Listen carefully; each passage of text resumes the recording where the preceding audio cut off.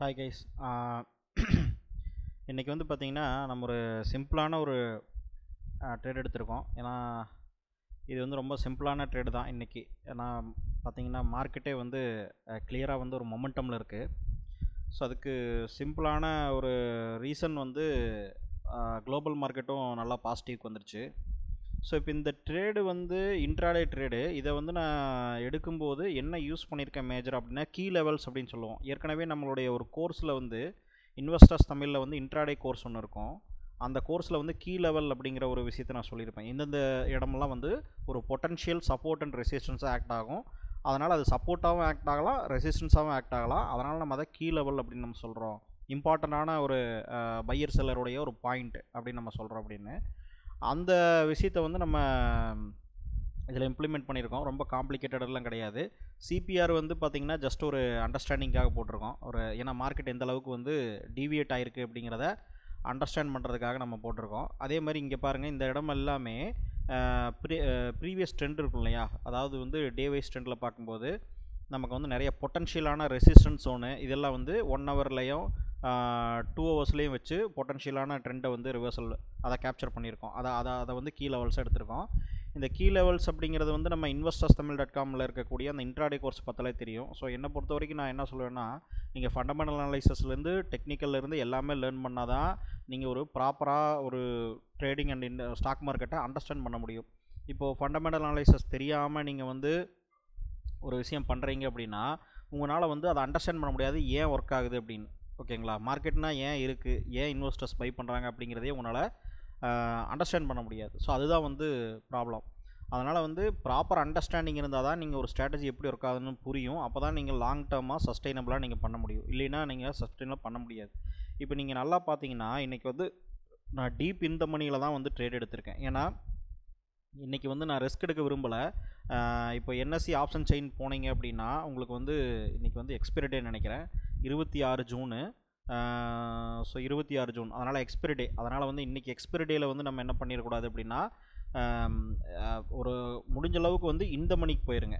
ஏன்னா அப்போ தான் உங்களுக்கு வந்து ரொம்ப ஒரு பெட்டரான ஒரு ஆப்பர்ச்சுனிட்டி இருக்கும். ஏன்னா தீட்டாடிக்கே வந்து இன்றைக்கி ஸ்ட்ராங்காக இருக்குங்கிறதுனால நீங்கள் முடிஞ்ச அளவுக்கு இந்த மணி போயிட்டீங்கன்னா பிரச்சனை இல்லை. இப்போ வந்து பார்த்திங்கன்னா மார்க்கெட் மூவ்மெண்ட்டு வந்து கண்டினியூஸாக மொமெண்டமில் இருக்குது. நான் என்ன பண்ண போகிறேன் அப்படின்னா என்னுடைய ஸ்டாப் லாஸை வந்து நான் செக் பண்ணிக்க போகிறேன். இங்கே ஸ்டாப் லாஸ் வச்சுருந்தேன். இந்த ஸ்டாப் லாஸை வந்து பார்த்திங்கன்னா இப்போ இங்கே ஒரு கீ லெவல் இம்பார்ட்டண்டான ஒரு லெவல் இருக்குது. ஸோ அந்த லெவலை வந்து நான் இங்கே நோட் பண்ணிக்கிறேன். ஸோ இப்போ இந்த லெவலுக்கு கீழே வந்துச்சுன்னா நான் வந்து எக்ஸிட் ஆயிடுவேன். ஸோ இந்த லெவலுக்கு மேலே இருக்கிறதுனால நான் வந்து கண்டினியூ பண்ணுறேன். ஸோ இதில் வந்து 25,450ங்கிறது ஒரு சைக்கலாஜிக்கல் லெவலு. இதை நான் வந்து ஒரு நியர் ரெசிஸ்டன்ஸாக குறிச்சிருக்கேன். இதுக்கு மேலேயும் இருக்குது. ஆனால் இன்றைக்கி மார்க்கெட் வந்து அந்தளவுக்கு மூவ் ஆகுமா அப்படிங்கிறது வந்து எனக்கு தெரியல. மேபி அதுக்கு மேலேயும் மூவ் ஆகலாம். ஆனால் நம்ம வந்து நம்மளுடைய ட்ரேடிங் ஸ்ட்ராட்டஜி என்ன, நம்ம டார்கெட் என்ன, ரிஸ்க் என்ன அப்படிங்கிறத வந்து கிளியராக புரிஞ்சுக்கணும். நான் இப்போ வந்து பார்த்திங்கன்னா இந்த மணியில் எடுத்துருக்கிறதுனால எனக்கு வந்து பிரச்சனை இல்லை, நான் வெயிட் பண்ணலாம். ஓகேங்களா, நான் வந்து தீட்டாடிக்கை பற்றி கவலைப்பட வேண்டியதில்லை இன்றைக்கி. அதுவும் டீப் இந்த மணி, அதாவது நீங்கள் பார்த்தீங்கனாலே தெரியும் 25,200 25,150 இந்த அளவுக்கு கீழே கொண்டு போயிருக்கேன். ஸோ அதனால் பிரச்சனை இல்லை. அதே மாதிரி ஏன் இவ்வளோ தடவை நான் ஹோல்டு பண்ணுறேன்னா எனக்கு தெரிஞ்சு நியர் ரெசிஸ்டன்ஸ் வந்து எதுவுமே பெருசாக இல்லை. ஓகேங்களா, இது ஒன்று நானாக சைக்கலாஜிக்கல் லெவல் குறித்தது. அதுக்கடுத்து பார்த்திங்கன்னா இந்த இடம் தான் ரெசிஸ்டன்ஸ். ஸோ இவ்வளோ பெரிய கேப் இருக்குது. ரெண்டாவது மார்க்கெட் பொட்டன்ஷியலாக வந்து ஒரு நல்ல ஒரு ஆப்பர்ச்சுனிட்டியில் இருக்குது. அந்த ஒரு நாளை எடுத்துக்கிறோம். ஸோ இப்போ கிளியராக உங்களுக்கு வந்து ஒரு விஷயம் நான் சொல்கிறேன். இந்த வீடியோவிலேருந்து நீங்கள் என்ன சொல்ல வரீங்க, எதுக்காக இந்த வீடியோ அப்படின்னு கேட்டிங்கன்னா ரொம்ப சிம்பிளான ஒரு விஷயம்.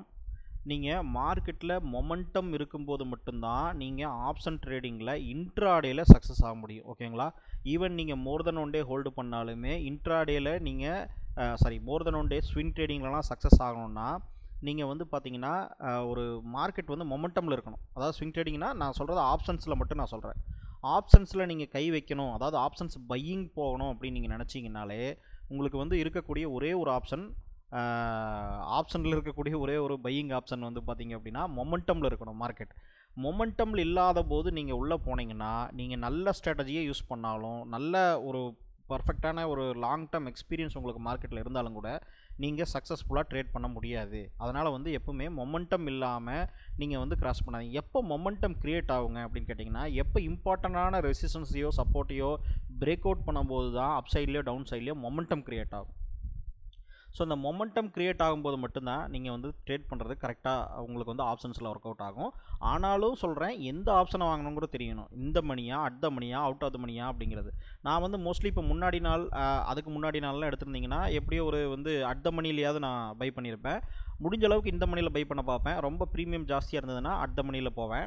ஆனால் அவுட் ஆஃப் த மணியில் ரொம்ப ரொம்ப ரேர் கேசஸில் தான் நான் பை பண்ணுவேன். ஏன்னா அந்தளவுக்கு மார்க்கெட் மொமெண்டம் இருக்குதுன்னு தெரிஞ்சால் மட்டும்தான் நான் அந்த அட் த மணியில் போவேன்.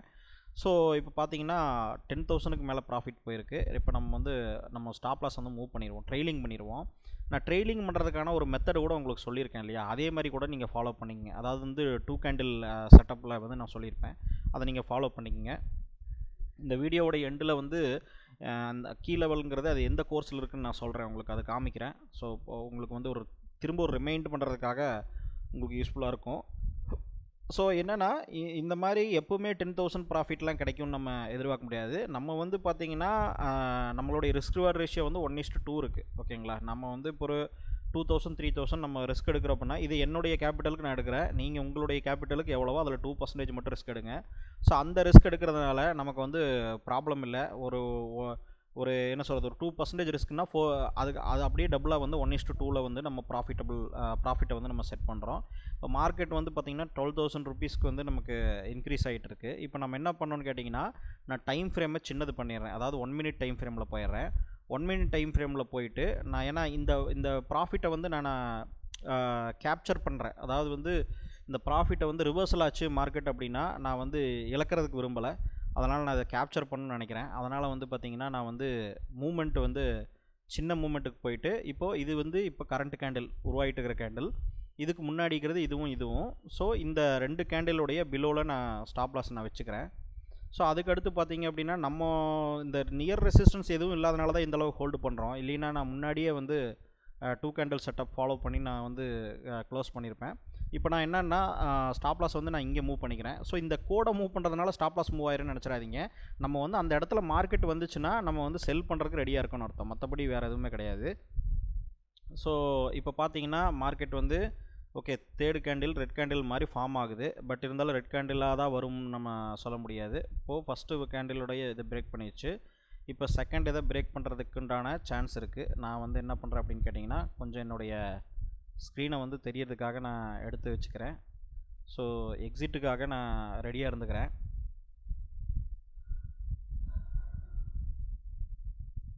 இன்ட்ராடேயில் மொமெண்டம் இருக்கணும். மொமெண்டம் இல்லாத நாள் வந்து பெருசாக நீங்கள் மார்க்கெட்டுக்குள்ளே என்டர் ஆகாதீங்க. அதாவது வந்து ஆப்ஷனில் ட்ரேட் பண்ணுறதுக்காக முடிஞ்ச அளவுக்கு கம்மி பண்ணிடுங்க. ஏன்னா மொமெண்டம் எப்போ இருக்குன்னா, அதான் நான் சொன்ன மாதிரி ரெசிஸ்டன்ஸ் இம்பார்ட்டண்டான கீ லெவல்ஸை பிரேக் அவுட் பண்ணும்போது இருக்கும் மொமெண்டம்.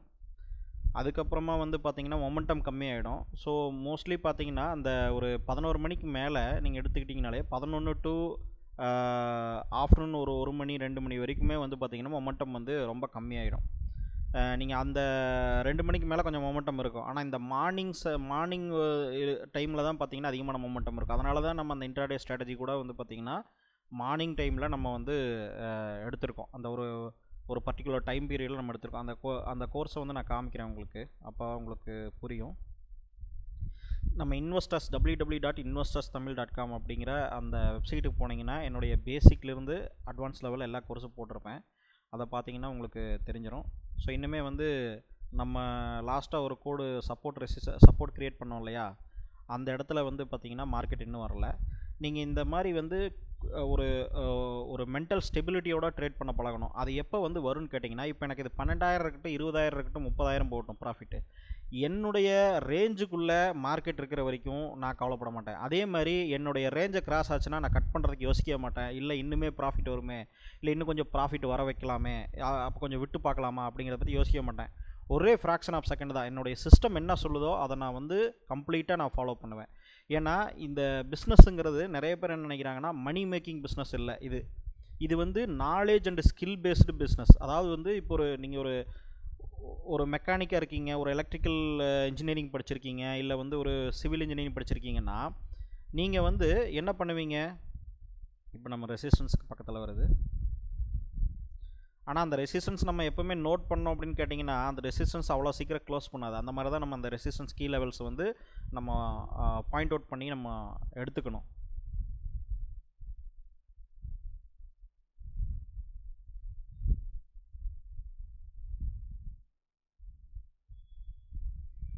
ஸோ இப்போ அதான் சொல்கிறேன் என்னென்னா, இப்போ ஒரு மெக்கானிக்கல் இன்ஜினியரிங் ஒரு சிவில் இன்ஜினியரிங் படிச்சிருக்கீங்கன்னா அவங்க வந்து ஒரு ஒரு ஒரு skill and knowledge based experience பேஸ்டாக தான் அவங்களுடைய ப்ரொஃபைலை வந்து நம்ம வெரிஃபை பண்ணுவோம். கரெக்டுங்களா? இப்போ ஒரு பெருசாக டேம் கட்டியிருக்காரு, பெரிய லெவலில் ஒரு ஹைட்டான பில்டிங் கட்டியிருக்காருன்னா அந்த சிவில் இன்ஜினியருக்கு வந்து ஒரு ஸ்கில் இருக்குன்னு அர்த்தம், எக்ஸ்பீரியன்ஸ் இருக்குன்னு அர்த்தம். அந்த மாதிரி பிஸ்னஸ் தானே தவிர இது வந்து நீங்கள் நினைக்கிற மாதிரி ஒரே நாளில் கற்றுக்கிட்டு ஒரே நாளில் பண்ணிட முடியாது. நீங்கள் சம் டேஸ் வந்து ப்ராக்டிஸ் பண்ணணும். அதில் வந்து உண்மையான மணியை போட்டு நீங்கள் பண்ணும்போது மட்டும்தான் உங்களுக்கு வந்து இப்போ பார்த்தீங்கன்னா நம்மளுடைய ரெசிஸ்டன்ஸ் க்ளோஸ் ஆகிடுச்சு. ரெசிஸ்டன்ஸை கிராஸ் பண்ண அடுத்த செகண்டே நான் வந்து செல் பண்ணிட்டேன். ஆனால் ஏன்னா நான் க்ளோஸ் பண்ணணும்னு எதிர்பார்க்கல. அதாவது வந்து அந்த இடத்துல மார்க்கெட் வந்து க்ளோஸ் ஆகணும்னு நான் எதிர்பார்க்கல. ஏன்னா ஆல்ரெடி நான் நினச்சதை விடவுமே டார்கெட் வச்சதை விடவுமே ப்ராஃபிட் கிடச்சிருக்கு. அதனால் நம்ம வந்து அதை க்ளோஸ் பண்ணி ஆகணுன்ட்டு எதிர்பார்க்கல. இப்போ நான் பார்த்தீங்கன்னா உங்களுக்கு அந்த இதை காமிக்கிறேன் பாருங்கள். இந்த ரெசிஸ்டன்ஸ் வந்து பார்த்தீங்கன்னா உங்களுக்கு வந்து இந்த இடத்துல மார்க்கெட் இன்னும் க்ளோஸ் ஆகலை இல்லையா, 1 மினிட் சார்ட்டு க்ளோஸ் ஆகலை. இப்போ இந்த இடத்துல வந்திருக்கு. இப்போ வந்து என்னென்னா மார்க்கெட் என்ன பண்ணலான்னு கேட்டிங்கன்னா இப்படி கூட ரிவர்சல் ஆகி கூட போகலாம். இப்போ இங்கிருந்து வந்துச்சு இல்லையா, நம்ம வந்து ஒரிஜினல் ரெசிஸ்டன்ஸை இங்கே வச்சுருக்கோம். இதை வந்து சென்டர் பாயிண்ட்டாக ஒரு சைக்கலாஜிக்கல் ரெசிஸ்டன்ஸாக நான் வச்சுருக்கேன். ஸோ எனக்கு தேவை இங்கே இருந்தாலே நான் வெளியே வந்துடலாம் அப்படிங்கிறதா என்னுடைய பாயிண்ட் ஆஃப் வியூ. ஸோ இப்போ பார்த்தீங்கன்னா மார்க்கெட் இங்கிருந்து திருப்பி மேலே கூட போகலாம். ஓகேங்களா? நான் கண்டினியூஸாக ஏன்னா 0.66% தான் வந்து நிஃப்டி வந்து இன்க்ரீஸ் ஆகிருக்கு. இன்றைக்கி வந்து 1% போகிறதுக்கு கூட சான்சஸ் இருக்குது. ஏன் சொல்கிறேன்னா குளோபல் மார்க்கெட் அந்தளவுக்கு ஒரு பொட்டன்ஷியல் இம்பேக்ட் கொடுத்துருக்கு. ஏன்னா இந்த இஸ்ரேல் ஈரான் வார் சுச்சுவேஷன் வந்து ஒரு நார்மலைஸ்டு சுச்சுவேஷனுக்கு வந்ததுனால இப்போ என்ன ஆயிடுச்சுன்னா மார்க்கெட் அதை பாசிட்டிவ் எடுக்க ஆரம்பிச்சிருச்சு. ஆயில் ப்ராப்ளம் வந்து இப்போது சால்வ் ஆகிடுங்கிற மாதிரி. ஏன்னா இது வந்து யூஎஸ் மார்க்கெட்டும் அந்த மாதிரி எடுக்க ஆரம்பிச்சிருச்சு. ஸோ அதனால் வந்து பெரிய லெவல் இம்பேக்ட் இல்லை. அவங்க அந்த வார் சுச்சுவேஷனுங்கிறது ஆல்மோஸ்ட் க்ளோஸ் ஆக போகுதுங்கிறதுனால அது க்ளோஸ் ஆகிடுச்சு. இந்த வராதுங்கிறது அந்த மாதிரியான ஒரு சுச்சுவேஷனில் இருக்கிறதுனால குளோபல் மார்க்கெட் வந்து அடுத்து வேறு கீழ் டெவலப்மெண்ட் என்ன அப்படிங்கிறத பார்க்க ஆரம்பிச்சிச்சு. இப்போ நம்ம இந்தியன் மார்க்கெட்டே பார்த்திங்கன்னா அடுத்து கீ டெவலப்மெண்ட் என்ன, அதாவது ஒரு கம்பெனி இப்போ வந்து புதுசாக ஏதாவது ப்ராடக்ட் பண்ணியிருக்காங்களா, டெவலப்மெண்ட் பண்ணியிருக்காங்களா, புதுசாக வந்து எக்கனாமிக்கல் டெவலப்மெண்ட் ஏதாவது வந்திருக்கா, இந்த மாதிரியான ஃபேக்டர்ஸை வந்து இன்க்ளூட் பண்ண ஆரம்பிச்சிருச்சு. இப்போ நான் சொன்னேன் பார்த்தீங்களா, இந்த இடத்துல நான் க்ளோஸ் பண்ணலை அப்படின்னா இந்த இடம் வரைக்கும் வந்திருக்கணும். ஸோ எனக்கு தேவை ஆல்ரெடி நிறையா வந்து பார்த்திங்கன்னா இந்த இடத்துல கேப்சர் பண்ணியாச்சு. அதனால் நம்மளுடைய சிஸ்டம் என்ன சொல்லுதோ, இந்த இடத்துல நான் ஸ்டாப் லாஸ் கடைசியாக மூவ் பண்ணி வச்சேன்னா அந்த இடத்துல என்ன சொல்லுதோ நம்ம வெளியே வந்துடணும். இப்போ நான் 12,000 இருந்தேன், 12,000 13,000 ப்ராஃபிட்டில் இருந்தேன். இப்போ ஒரு 9,300 இருக்குது. கிட்டத்தட்ட ஒரு எவ்வளோ இருக்குது, ஒரு 3,000 4,000 டிஃப்ரென்ஸ் இருக்குதுன்னு வச்சுக்கோங்க. அது எனக்கு தேவையில்லை, அது என்னுடைய ப்ராஃபிட் கிடையாது. புரியுதுங்களா? அது எனக்கு ஃப்ளக்சுவேஷனாக காமிச்சது. கண்ணில் காமிக்கிறதெல்லாம் எனக்கு ப்ராஃபிட் கிடையாது. நான் என்ன புக் பண்ணுறேனோ அதான் ப்ராஃபிட், நான் என்ன ட்ரேடிங் ஸ்ட்ராட்டஜி வச்சுருக்கனோ அதான் ப்ராஃபிட். ஸோ இது மாதிரி நீங்கள் வந்து மைண்ட் செட்டை ஸ்டேபிளாக வைக்காமல் ட்ரேட் பண்ணுற வரைக்கும் நீங்கள் நல்லாவே ட்ரேட் பண்ணாலும் நீங்கள் வந்து பெரிய லெவலில் நாலேஜ் உங்களுக்கு இருந்தாலும் கூட அது வந்து ஒர்க் அவுட் ஆகாது. அதுதான் ட்ரேடிங்குடைய ஒரு இம்பார்ட்டண்ட்டான ஒரு விஷயம். அதனால் வந்து பார்த்திங்கன்னா இப்போது நாளைக்கு நான் இப்போ இந்த 9,300 ப்ராஃபிட்டை வந்து நான் அவ்வளோதான் இது எனக்கு கம்ப்ளீட் ப்ராஃபிட்டானா கிடையாது. என்னுடைய ட்ரேடிங் சிஸ்டம் ஒரு மீன் ஆவரேஜுக்கு வரும். அதைத்தான் வந்து நம்ம என்ன சொல்லுவோம், இந்த ஈக்விட்டி கர்வுன்னு சொல்லுவோம். அந்த இடத்துல வந்து பார்த்திங்கன்னா அது அப் ஆகும் டவுன் ஆகும். ஆனால் எனக்கு ஆவரேஜ் அப்படிங்கிறது ஒரு 4,000 5,000 இந்த மாதிரி ஆவரேஜில் வந்து நின்றுடும். ஒரு நாள் 15,000 கிடைக்கும், ஒரு நாள் 20,000 கிடைக்கும். ஆனால் அது என்னுடைய ப்ராஃபிட்டாக நான் எடுத்துக்க மாட்டேன். ஏன்னா இப்போ நாளைக்கு நான் ட்ரேட் பண்ணுறேன், இன்னொரு ட்ரேட் எடுக்கிறேன் அப்படின்னா அந்த டைமில் வந்து பார்த்திங்கன்னா அதோடைய மீன் வேல்யூ ஆவரேஜுக்கு வந்துடும். ஸோ பொட்டன்ஷியலாக ஒரு 20 நாள் 30 நாள் நம்ம ட்ரேட் பண்ணுறோம் அப்படின்னா சம்டேஸ் நான் ட்ரேட் பண்ண மாட்டேன். ஏன்னா எனக்கே தெரியும் மார்க்கெட் வந்து ரொம்ப மொமெண்டமே இல்லாமல் இருக்கும். இது வந்து பேஸ்டான எக்ஸ்பீரியன்ஸில் வரும். சம்டைம் நீங்கள் அப்படி எடுத்திருந்தாலும் பிரச்சனை இல்லை, அது போக போக உங்களுக்கு வந்து எக்ஸ்பீரியன்ஸில் வந்துடும். எப்போவுமே அந்த மீன் ஆவரேஜில் வருங்கிறது தான் வந்து கணக்கு. நமக்கு வந்து பார்த்திங்கன்னா ஒரு நாள் 15,000 வருது அப்படிங்கிறக்காக நான் 15,000 ப்ராஃபிட் பண்ணிட்டேன் அப்படின்னு நீங்கள் சொல்லக்கூடாது.